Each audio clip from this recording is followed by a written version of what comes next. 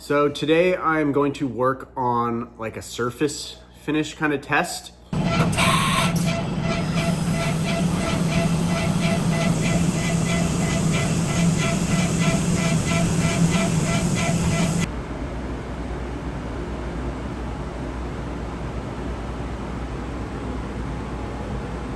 All these blades, and sorry, I have a little cold right now, but all these blades, I've been like hand sanding the bevels after machining them to get them like perfectly smooth. Machine gets them really smooth.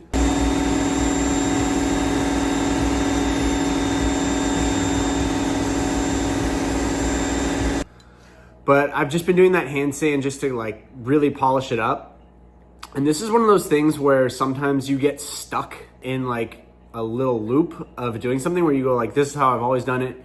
This is the only way to do it. What I realized is like, I had never really experimented with seeing just kind of how the surface finishes would turn out without hand sanding, because it does look a little rough, but I figured why not like send a few off to heat treat without hand sanding them and see how they turn out. Worst case scenario is these ones I'd have to like stone polish to get any of the imperfections out since they're already hardened. So this was just straight off the machine.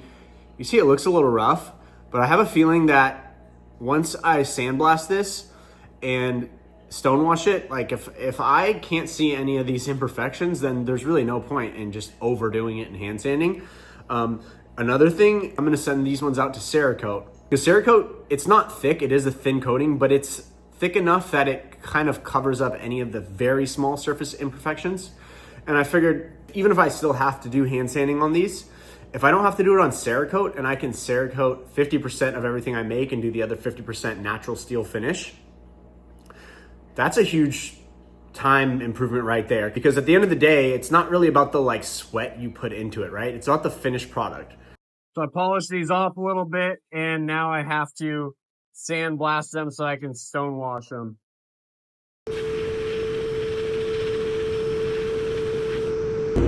So just to show you guys real quick, this is the natural surface, but then once it's sandblasted, it's very flat and clean. So I know for a fact, this is going to look as good Cerakoted as if I had hand sanded it, but the tumbling and stonewash tends to accentuate any flaws. I'm going to show you guys my ultra cool stonewashing setup that I have. The problem that I found with just tossing blades into the tumbler is that they clink into each other and they get like scratches that don't look uniform.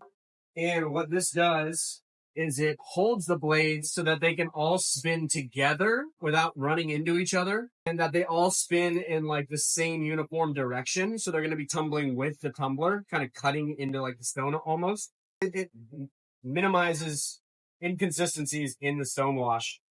Here's the device all mounted up, and it's just going to spin in the tumbler like this.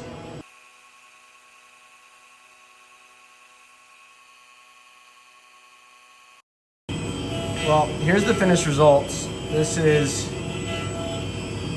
That is not good to me. It's definitely showing through the stonewash on the copperheads. The daggers, however, are pretty dang close to really clean, but it's still just, it doesn't look as clean as the hand sanded version. So I'm definitely going to just continue hand sanding the stonewash ones. I've seen a ton of blades on the market made by competitors, other bigger companies, some small makers, and their blades all have this kind of end mill streaking on it. But to me, like, this is a fail completely. So I'm gonna send these ones out to Cerakote, and I'm like 99% certain that you're not gonna see any of that because... You sure about that? You sure about that? You sure about that? This stuff is so superficial on the surface. I mean, it literally takes just a minute or two with sandpaper to get rid of it. A few moments later. All right, it's been about 2 weeks and I got the blades back from Cerakote and had some mixed kind of results. So like the daggers came back, these look perfect. I can't really see any like imperfections in the steel under the coat, it definitely just went right over everything. But on the Copperheads, I definitely can, and you honestly, I'm gonna have to take a different video to even see it because it's so slight, but there's just the tiniest little end mill streak line on these bevels. And I don't know, to me, it just throws it off. So I'm gonna have to stone out that imperfection on the 6 Copperheads that I did, and then send them back to Cerakote and have them redone. And it's definitely a bummer because that's extra work and lost money.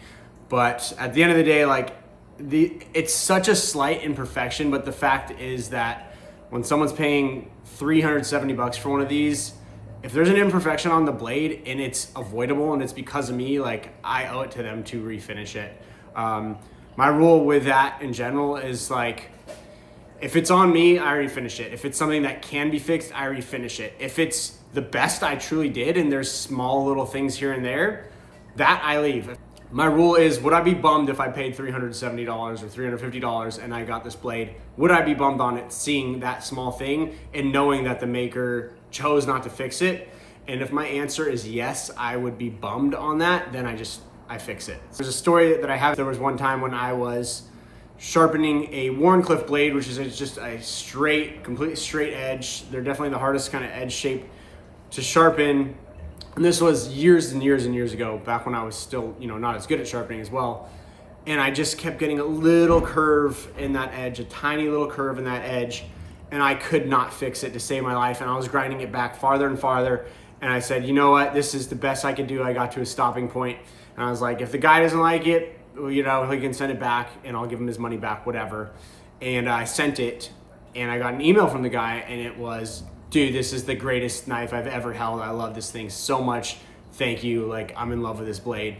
And it always sticks out in my mind because it's so funny, because that was like probably the hardest I'd ever beat myself up about something, was that one specific blade. And the guy loved it. So it's like, okay, if you hold yourself to an extremely high standard, when you don't perform your best, you're still performing much better than people expect of you in the first place. So, but I'm gonna refinish these simply because it's only $84 in Cerakote that I'm gonna have to repay. And it's probably gonna take 5 minutes on each to refinish and stone these out. So I owe it to the customer to give them the perfect blade that they're paying for. And moving forwards, I'm gonna continue to hand sand blades, even the ones I send to Cerakote. So you can see right under where the skull and swords cross, there's just like this ghost little faint line right there. So in order to stone these out, first I wanted to get rid of the Cerakote because I don't want to stone over that. So I just did a quick sandblast and then just a quick pass on the buffer just to kind of give it a polish. I got this tool, it's called an air profiler. So it's basically connected to compressed air and it just reciprocates in and out, right? And you can kind of put anything in there. So I have a 220 grit stone. Even with 64 HRC Magna Cut, the stones will get it out.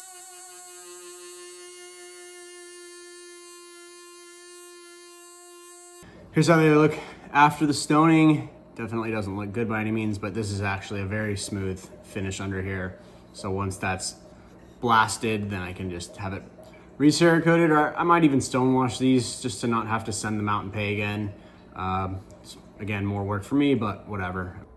So I decided to stonewash all these rather than send them back to Cerakote, and here is the stonewash finished after stoning out the end mill streaking imperfection. Everything turned out super smooth and nice, just like it should. So these are ready for sale. There's nothing wrong with these at this point. And of course, one last fun thing is that I have these, it's 116 blades that I've been working on since running this test, and I haven't sent them out to heat treat because I wanted to, see if I didn't need to sand them or not. Now I basically had to sand like all 116 of these by hand all at once, which is a lot of work. The way I hand sand these, just to show you real quick, I tear off a piece of sandpaper and then I roll it up and just sand out I make sure not to hit the grind lines, like the top of the lines. So I'm just going on majority flat of the bevel, and all we really need to do is just as soon as you start sanding, you'll see those little like those deep lines, which are called like end mill streaks, pop up. And then basically just erasing them.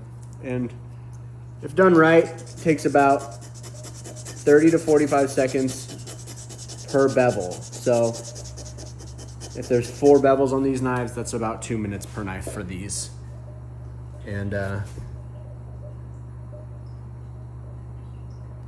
just trying to get rid of those lines that you can see there. Once you sand them out, they just kind of go away. Usually I sand them as I make them, so I do like 8 in a day. And right now I'm doing like basically 50 a day, trying to get them done in 2 days. So also, this is the DCK, but you might notice that the blade looks a little bit different. DCK blade length is 4.23 about, and these are just 4 inches exactly. And the reason I did that is it makes the tip less pointy, all right? So that adds strength to the tip, and that way I can go thinner on the grinds as well. So kind of running another experiment. So I have 4 of these, and we're gonna see how these turn out. And if everything goes as planned, I'm gonna phase out the DCK and DCKR, basically just modify them into this. Here's a side-by-side of those. Just gives you a better angle on that tip, which is gonna make it less likely to break off. And that way I can go a bit thinner on those grinds. Honestly, I think it looks better too, in my opinion.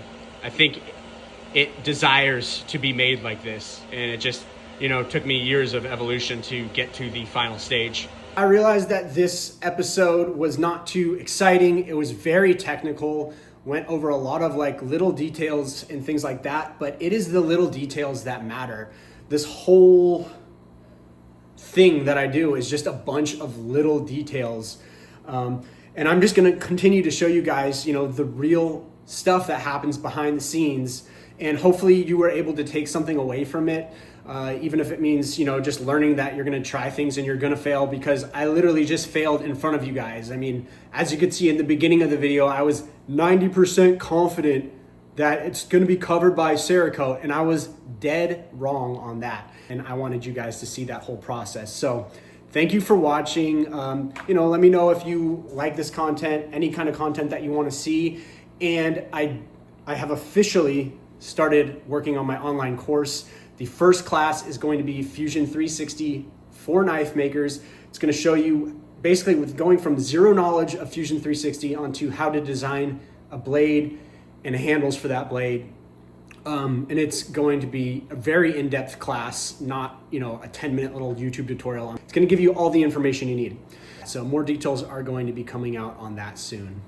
Just wanted to say one more time, thank you so much for watching. Thank you for your support, and I hope you enjoyed.